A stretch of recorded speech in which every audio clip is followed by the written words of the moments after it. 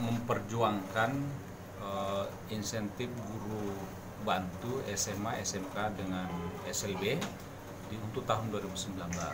Nah, setelah kita memperhatikan RKA Dinas Pendidikan Provinsi, rupanya untuk 4.000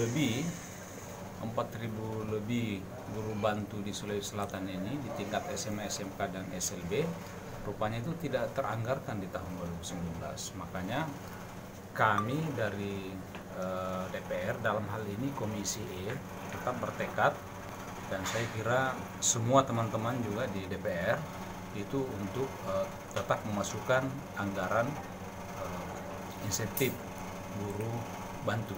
Nah, saya kira sumber anggarannya dari mana?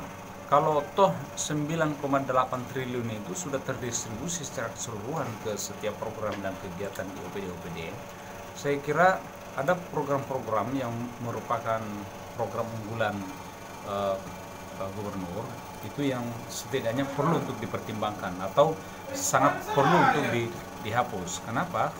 Karena katakanlah misalnya untuk kegiatan pembangunan rest area.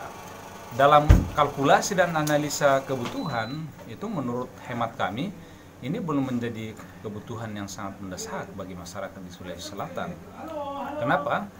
Ya, saya secara pribadi misalnya yang hampir setiap bulan sekali atau 2 kali melakukan perjalanan Palopo Masamba dan Masamba Palopo, itu perjalanannya kurang lebih 12 jam.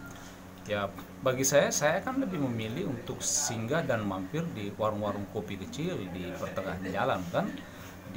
Katakanlah di SPBU ada juga tempat istirahat, kemudian di warung-warung kopi milik masyarakat, kemudian di warung-warung sarimi di tengah perjalanan. Dan saya kira filosofi rest area selama ini tidak usah jauh-jauh di negara berkembang, negara lain. Di kita saja antara perjalanan Bandung-Jakarta yang ada tolnya itu rata-rata rest area itu kan di dalam tol. Kenapa? Karena di dalam tol itu orang susah mencari tempat singgah. Tapi kalau kita di Sulawesi Selatan ini kan mau singgah di warung kopi bisa, mau singgah di Pertamina bisa, mau singgah di rumah keluarga juga bisa, dan lain-lain sebagainya. Banyak sekali lah tempat singgah.